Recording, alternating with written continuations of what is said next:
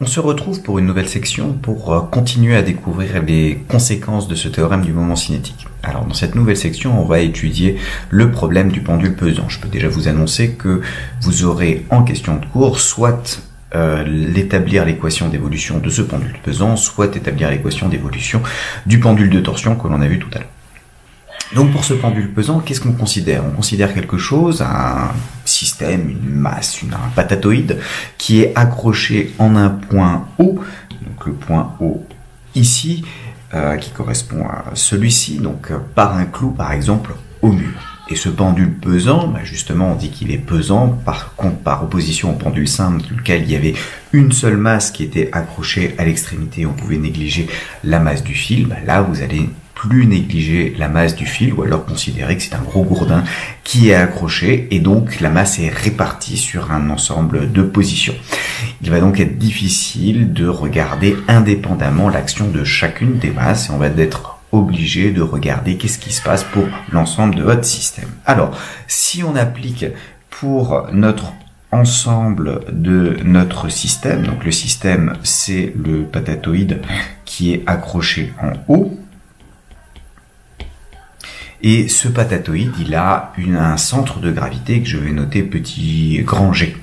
Donc, je prends pour référentiel le référentiel terrestre, qu'on va supposer bien gentiment galiléen.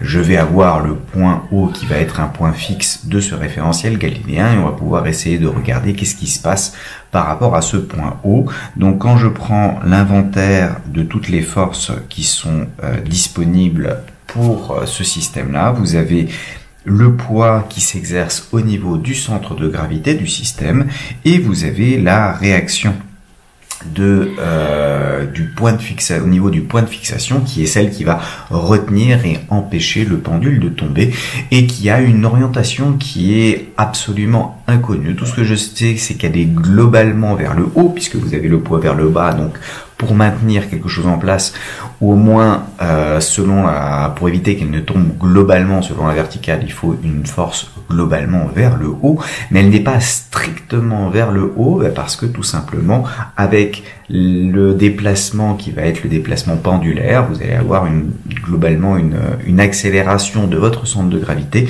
qui va dont la direction va varier, qui ne sera pas purement verticale, puisque on va avoir un mouvement circulaire accéléré, et donc avoir une accélération qui est globalement radiale, mais de temps en temps vers la droite, de temps en temps plus vers la droite, de temps en temps plus vers la gauche. Bref, donc on a quelque chose de compliqué, et on va voir comment le théorème du moment cinétique va nous permettre de simplifier un petit peu l'affaire. Alors, si on regarde justement ce théorème du moment cinétique, on va se choisir l'axe delta qui passe par le point O ici, et qui vient vers vous, qui sort de la feuille. Et donc par rapport à cet axe delta, on peut calculer les moments des deux forces. Alors ce ne sont pas des vecteurs justement ces moments, puisque c'est un moment scalaire par rapport à un axe. Donc si je regarde déjà le moment de la force R, de cette réaction, eh bien, il va s'écrire le bras de levier que multiplie la norme de R. Donc, je dois multiplier la norme par la norme de R. Ensuite, il faudra que je réfléchisse peut-être à la projection, au sens de la projection, mais tout simplement déjà pour savoir quel est le bras de levier, eh bien comme l'axe delta passe par le point O, vous avez un bras de levier qui est un bras de levier nul, parce que vous avez que R,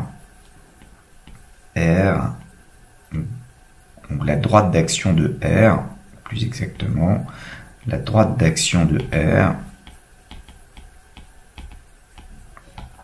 passe par O. C'est même en fait pire que ça, étant donné que le point d'application c'est O, et quand je fais O vectoriel R, ça me donne le vecteur nul vectoriel R, et donc ce moment-là sera égal à 0. Au contraire, je peux calculer le moment du poids qui lui ne sera pas nul. Il va falloir que je détermine là encore le bras de levier, donc c'est le bras de levier que multiplie la norme du poids. La norme du poids c'est mg, avec m, donc le patatoïde globalement de masse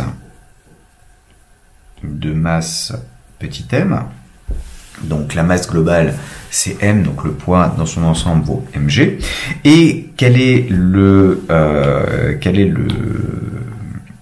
bras de levier? Il faut que je regarde, donc ma droite d'action elle est ici. Oups, on va prendre ça comme ça. Et cette droite d'action, vous avez le bras de levier qui va être ici, ce bras de levier petit a, qui s'écrit la distance OG que multiplie le sinus de l'angle θ, puisque ce côté-là, c'est le côté opposé du triangle rectangle qui est ici. Donc, moi, ce qui m'intéresse, c'est cette distance-là. Et je connais a priori OG qui est là, et vous savez que θ, on le retrouve à cet endroit-là. C'est donc bien l'angle qui est opposé au côté que je suis en train de chercher, dont je connais l'hypoténuse. Donc, j'ai ici du A sinus θ. Il reste plus qu'à réfléchir à quel est le sens dans lequel le poids tend à nous faire tomber. Vous voyez que le poids tend à vous faire tourner dans ce sens-là, qui est le sens horaire, donc le sens antitrigonométrique. Et donc, forcément, j'ai un moins. Donc, j'ai une écriture du... Alors, c'est pas A ici, pardon. À cet endroit-là, c'est justement le OG.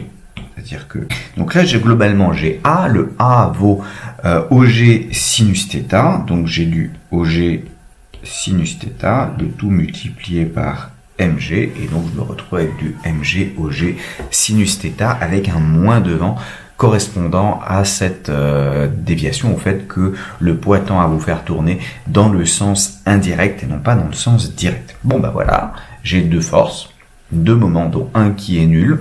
Si j'applique ma loi de moment cinétique scalaire ici, donc vous aurez que le moment d'inertie par rapport à l'axe delta de votre pendule pesant. Alors là, la question est de réussir à le déterminer. Il faut espérer que l'énoncé vous fournisse ça. Donc, en règle générale, on vous le donne bien gentiment, multiplié par la dérivée seconde de l'angle par rapport à cet axe de rotation, donc θ point point, va me donner du moins mg OG sinus θ, et donc l'équation différentielle correspondante va s'écrire θ point point plus mg OG sur j delta sinus θ égale 0. On retrouve une équation différentielle qui ressemble fortement à une équation différentielle de pendule simple. Et d'ailleurs, on aurait pu utiliser le pendule simple pour regarder à quoi ça correspond, mais c'est normal qu'on retrouve une équation différentielle du même type. Et d'ailleurs, on va voir que si on assimile sinus θ à θ, c'est-à-dire si on fait l'approximation des petits angles, on se retrouve avec l'équation différentielle habituelle de l'oscillateur harmonique. Donc alors, remarque, B, pour le cas d'un pendule simple, donc un pendule simple, ça veut dire quoi? C'est M est tout entière à la distance petit l de O, d'où deux choses. La distance entre O et le centre de gravité, le centre de gravité, il est sur la petite masse petit m qui est à la distance L, donc ce OG vaut petit l. Et le moment d'inertie, c'est simplement la masse, puisque j'ai une seule masse qui a une distance L du centre, donc m fois la somme des mi ri carré me donne m L carré.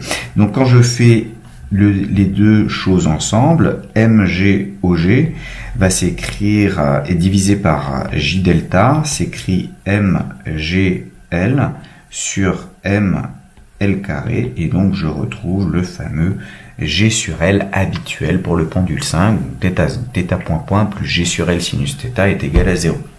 Donc on retrouve notre ami le pendule simple, et on retrouve l'équation d'oscillateur harmonique.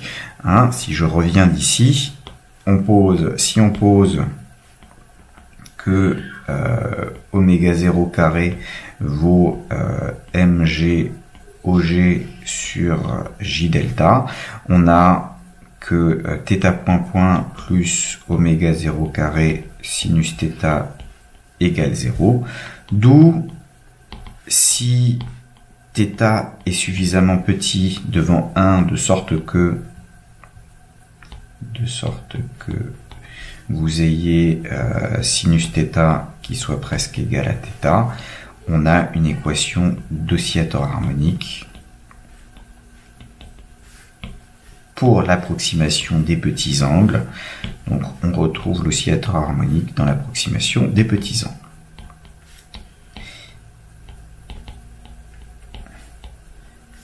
Ce qui nous donne une manière en fait de mesurer le moment d'inertie en fonction de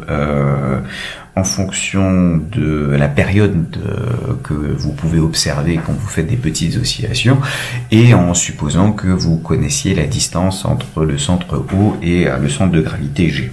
Donc on trouve l'équation d'oscillateur harmonique dans l'approximation des petits angles.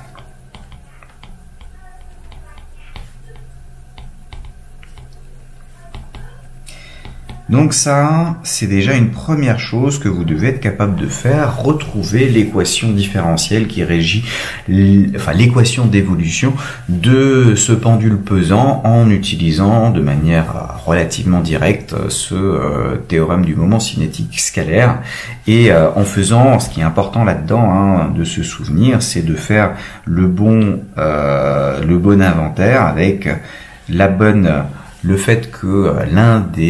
justification du fait que l'un des moments est nul, et puis le deuxième moment, on est capable de le calculer en le décomposant avec la méthode du bras de levier, en réfléchissant sur le signe, et c'est l'aspect important dans cette description pour récupérer l'équation du pendule pesant correspondante, et après potentiellement l'approximer à l'équation de pendule simple. Alors, de nouveau, on va essayer de chercher une intégrale première du mouvement. L'intégrale première du mouvement.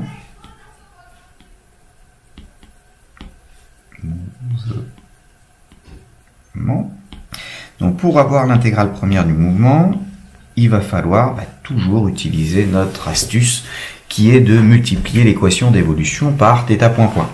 Donc si je récupère de nouveau l'équation telle qu'elle était, on va dire, à cet endroit-là, je vais la reprendre en la mettant du même côté. Ça me dit que Jθ point point, alors laissez un tout petit peu de place à droite, plus mg OG sinus θ, laissez de nouveau un tout petit peu de place à droite, est égal à 0. Donc l'idée c'est de faire une multiplication par θ point.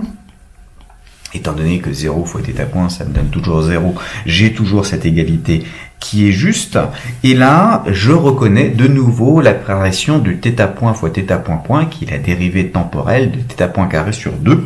Toujours la même idée, donc j'ai la dérivée par rapport au temps de 1/2 de j θ point carré, plus la dérivée par rapport au temps de cosinus θ fois quelque chose, puisque sa dérivée de cosinus θ par rapport au temps, c'est la dérivée de cosinus θ par rapport à θ, donc moins sinus θ, plus multiplié par la dérivée de θ par rapport au temps, θ point. Donc je me retrouve avec la dérivée de moins, puisque le cosinus il est méchant quand il se dérive, moins mg OG cosinus θ par rapport au temps, et ce truc-là était censé être égal à 0. J'ai donc la dérivée de la somme de ces deux termes qui est nulle, et une fonction dont la dérivée est nulle, c'est une fonction qui est constante, d'où le fait que 1/2 de jθ point carré moins mg OG cosinus θ sera égal à une constante. Et ça, c'est ce qu'on appelle une intégrale première du mouvement. Et on verra dans la prochaine section que ça revient simplement à dire que l'énergie cinétique qu'on retrouve ici, là vous avez l'énergie cinétique, plus l'énergie potentielle de pesanteur, est égale à une constante, et cette constante, c'est ce qu'on appelle l'énergie mécanique de notre système. Alors bien sûr, là j'ai choisi l'origine de l'énergie potentielle de pesanteur en θ égale pi sur 2, donc en fait avec le pendule qui est à l'horizontale, plutôt que le choisir comme ça serait peut-être plus naturel quand θ est égal à 0, mais pour autant, ça me donne l'expression de quelque chose qui est constant, et puis comme les énergies sont de toute façon définies à une constante près, j'ai le droit d'en choisir une, ben là, ça me permet d'obtenir cette expression. Alors on va continuer un tout petit peu en regardant qu'est-ce qui se passe avec le portrait de phase. Le portrait de phase de votre système. Donc, dans le portrait de phase, l'idée est de retrouver l'expression de θ point en fonction de θ. Hein, on veut tracer qu'est-ce qui se passe pour θ point en fonction de θ. Donc, on regarde là-dedans, on met θ point, on met θ, et bien l'équation, l'intégrale première du mouvement nous sert directement, c'est une construction qu'on a déjà faite quand on a regardé le pendule simple tout au début, mais là on l'a refait parce que à force de la refaire, ça finit par rentrer. Et donc dans cette construction, vous avez une expression au-dessus qui me donne l'expression de θ point en fonction de θ. Donc dans l'expression correspondante, vous pouvez isoler donc 1/2 de jθ point carré, c'est la fameuse constante, plus mg og cosinus θ, et donc θ point va pouvoir s'écrire, donc θ point va pouvoir s'écrire plus ou moins, hein, puisqu'il y a une histoire de carré, donc j'ai une indétermination sur le signe, plus ou moins à la racine de 2 sur j fois la fameuse constante plus mg og cosinus θ. Là-dedans, normalement, dans mon système, je connais tout. Je connais la masse, je connais la position du centre de gravité, je connais le moment d'inertie, et donc je me choisis une constante qui va correspondre à un mouvement donné. Et pour chaque choix de constante, je peux faire varier θ entre 0 et 2π pour avoir toutes les valeurs possibles de θ, puisque ça va être 2π périodique, ou entre moins pi et pi, et voir ce que ça me donne. Donc, j'ai des versions positives, j'ai des versions négatives. Alors, si je prends une constante relativement faible, il faut quand même que je fasse attention que ce qui est à cet endroit-là, sous la racine, soit bien positif. Donc, si j'ai une constante suffisamment faible, il y a des valeurs de cosinus θ, notamment quand cosinus θ devient négatif, qui vont être embêtantes, mais même si je prends d'ailleurs directement, je peux prendre une constante négative aussi. Donc, j'ai certaines valeurs de θ qui seront interdites, et j'aurai la fonction, la vitesse, le θ point, qui va s'écrire quand c'est en plus racine. Je vais pouvoir faire le dessin au-dessus ici. Quand c'est en moins racine, j'ai la même chose en dessous. Si je le prends un tout petit peu plus grand, j'aurai quelque chose qui va être comme ça. À chaque fois, je peux faire mon tracé et avoir le plus racine et le moins racine correspondant. Tant que je prends des θ suffisamment faibles, et si je représente θ point divisé par oméga 0, je vais avoir en fait des cercles. C'est le même principe que pour le pendule simple, j'ai des oscillations harmoniques, et quand on représente la vitesse divisée par la pulsation propre, donc la vitesse angulaire θ point divisée par oméga 0, en fonction de l'angle θ, on se retrouve avec des cercles dans le portrait de phase. Ça, c'est intéressant. Alors je ne le refais pas apparaître, mais vous pouvez reprendre le cours correspondant quand on avait vu ça avec le pendule simple.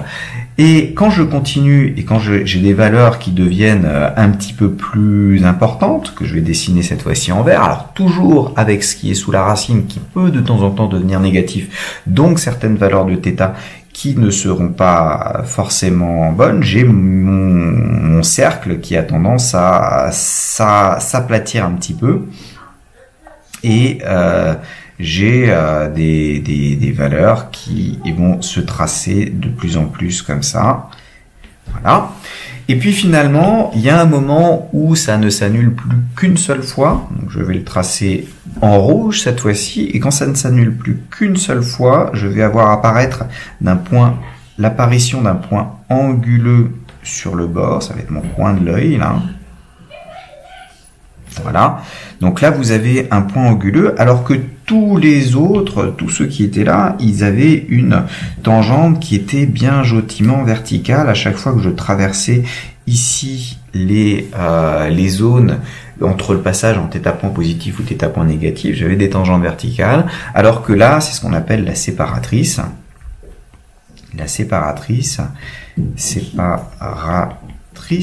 c'est quand vous avez une annulation, votre constante plus mg og cos θ s'annule juste en θ égale plus ou moins pi, plus de kpi bien sûr, qui a plus qu'un seul point d'annulation. Donc à chaque fois que vous avez des valeurs de ces constantes qui sont plus petites que la valeur limite pour la séparatrice, vous avez un mouvement qui va être confiné. Vous allez avoir des valeurs qui sont obligées de rester. Donc vous avez un état lié à l'intérieur de votre pendule. Donc le pendule, qu'est-ce qu'il fait? Il fait des oscillations comme ça en faisant simplement des allers-retours. Quand vous êtes à la séparatrice et que vous avez envoyé votre système, vous l'avez démarré par exemple ici, et puis il fait le tour et il remonte de l'autre côté, mais il y a un seul endroit où vous allez avoir annulation de la vitesse, c'est pour θ est égal à pi plus 2 kpi, et finalement vous allez avoir le comportement à l'extérieur, c'est quand votre racine ne va jamais s'annuler, et puis vous allez avoir ce qu'on appelle un mouvement rotatif constant, où vous allez avoir, ça va continuer comme ça. Et donc j'ai oublié de vous mettre les orientations, mais bien entendu toutes mes trajectoires de phase vous tournent toujours dans le même sens. Pour le retrouver, rien de plus simple, vous regardez à quel endroit θ point est positif, donc dans la partie haute, dans la partie supérieure, dans le demi-plan supérieur, vous avez θ qui augmente, et donc on doit se déplacer ici vers la droite quand θ point est positif automatiquement. Et inversement, vous allez avoir la même chose en bas, donc on fait la même chose dans ce sens-là. Alors je le trace vers la droite parce que je suis droitier et puis j'ai l'habitude de dessiner de gauche à droite, mais en fait il se déplace dans ce sens-là, parce que dans cette zone-là, vous avez θ point qui est négatif, donc θ diminue, donc vous vous déplacez sur la gauche dans l'axe en θ. Voilà, donc on a retracé le portrait de phase, qui est exactement le même portrait de phase que pour le pendule simple.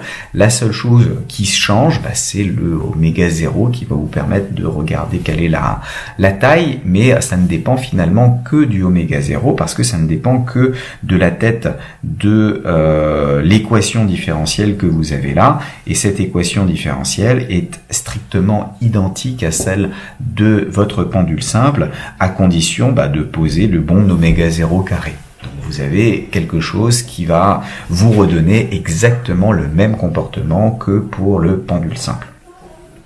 Alors il est intéressant de voir, en faisant un petit calcul, des petits calculs numériques, d'intégration numérique de cette équation différentielle, que la non-linéarité entraîne des différences, du non-isochronisme et des oscillations.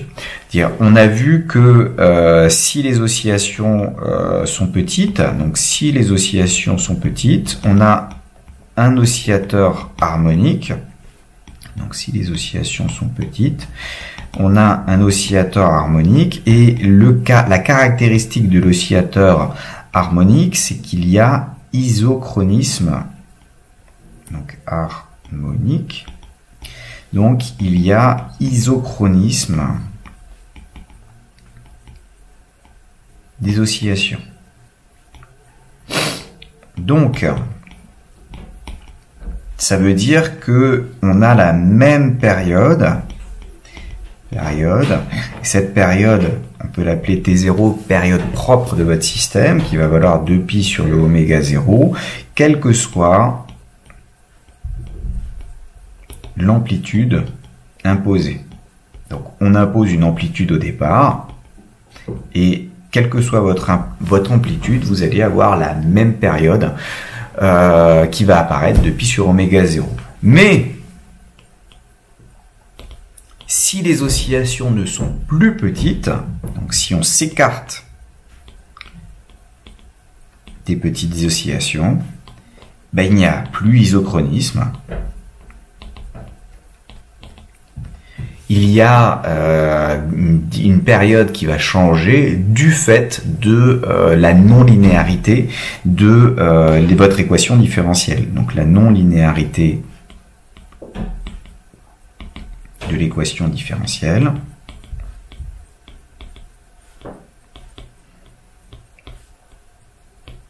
entraîne une modification de la période des oscillations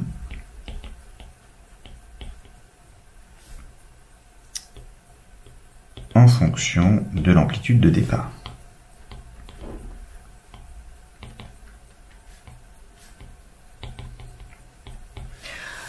Alors pour voir ça, on peut faire un petit programme d'intégration numérique que vous voyez apparaître ici à l'écran. Et dans ce petit programme d'intégration numérique, alors au début, on pose les différents imports nécessaires pour que ça fonctionne.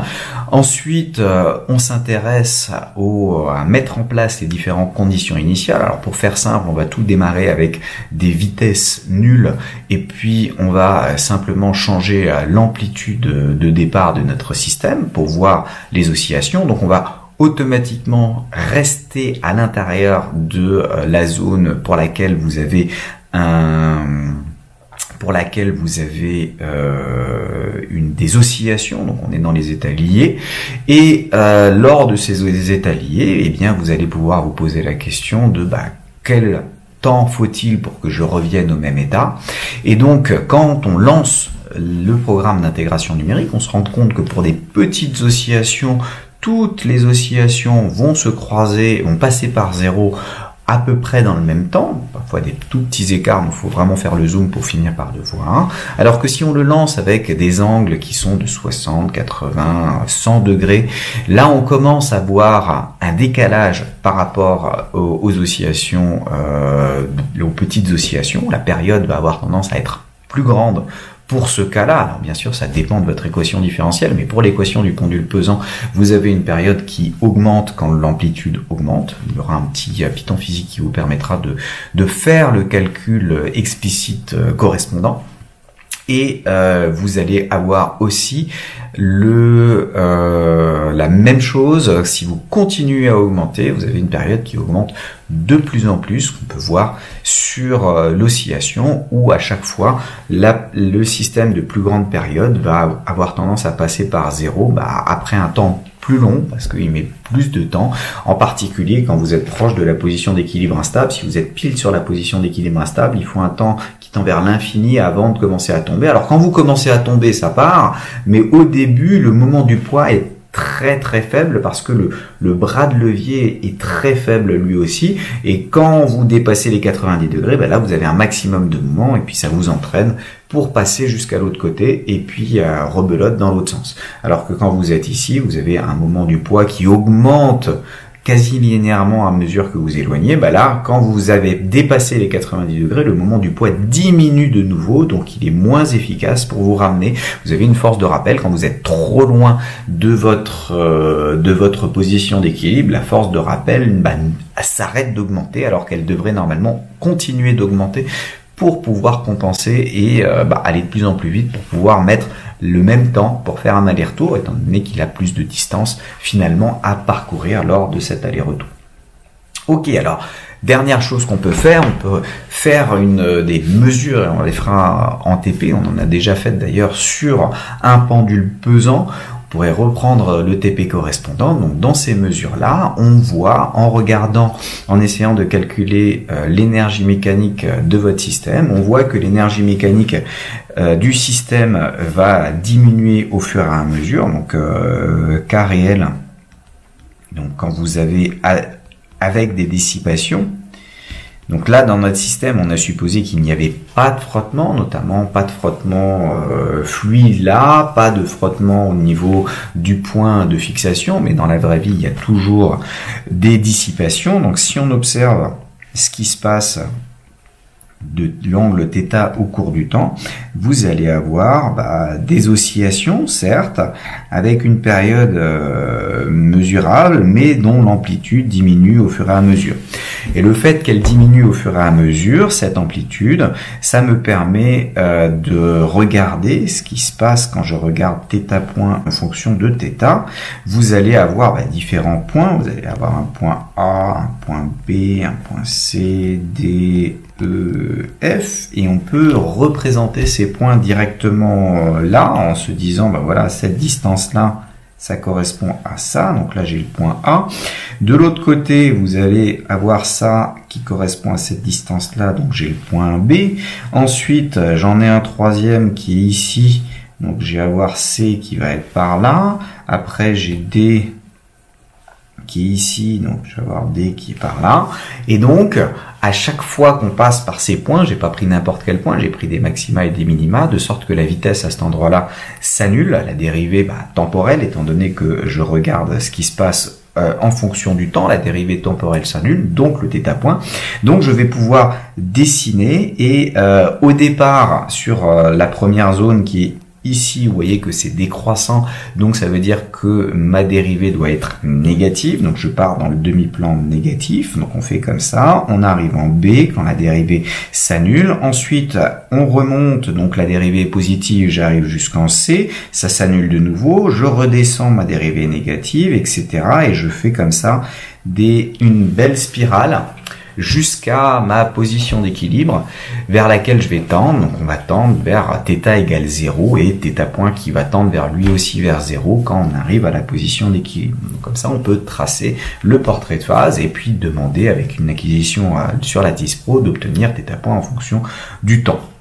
Si on regarde l'évolution de l'énergie mécanique au cours du temps, en prenant cette fois-ci une énergie mécanique qui vaut 0 quand θ est égal à 0 et qu'il n'y a pas d'énergie cinétique, à ce moment-là, on se rend compte que elle va faire le truc par palier dont je vous avais déjà parlé. Alors, il faut que je fasse quelque chose qui corresponde à peu près à ce que j'ai là-haut. Donc, on va prendre ça, et puis la zone qui est là. Alors, il faut vraiment le prendre... oublier celui du milieu, parce que ça correspond pas du tout. Mais celui comme ça, vous allez avoir un maximum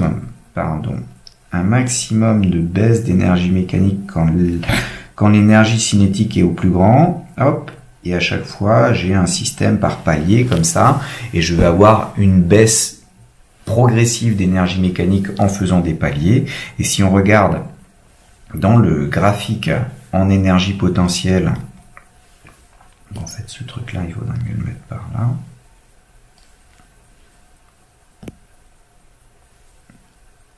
voilà, zut, on va hop,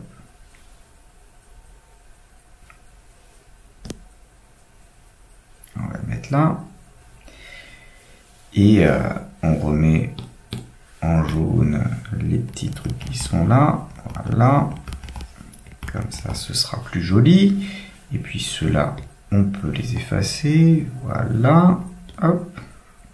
Donc quand on regarde l'évolution de l'énergie mécanique, alors l'énergie potentielle va être mon énergie potentielle avec des cosinus θ, donc on a un joli cosinus qui se dessine là, avec un moins cosinus plus exactement, et vous démarrez avec une énergie mécanique qui va être ici, et puis à chaque plateau vous allez avoir une énergie mécanique qui va être moins grande, et on démarre de ce côté là, on a l'énergie mécanique. On va se faire ça en rouge. On a l'énergie mécanique qui a tendance à baisser quand on arrive là, qui baisse moins quand l'énergie cinétique diminue. Et ensuite, quand je repars, ça a tendance à faire un truc comme ça, etc.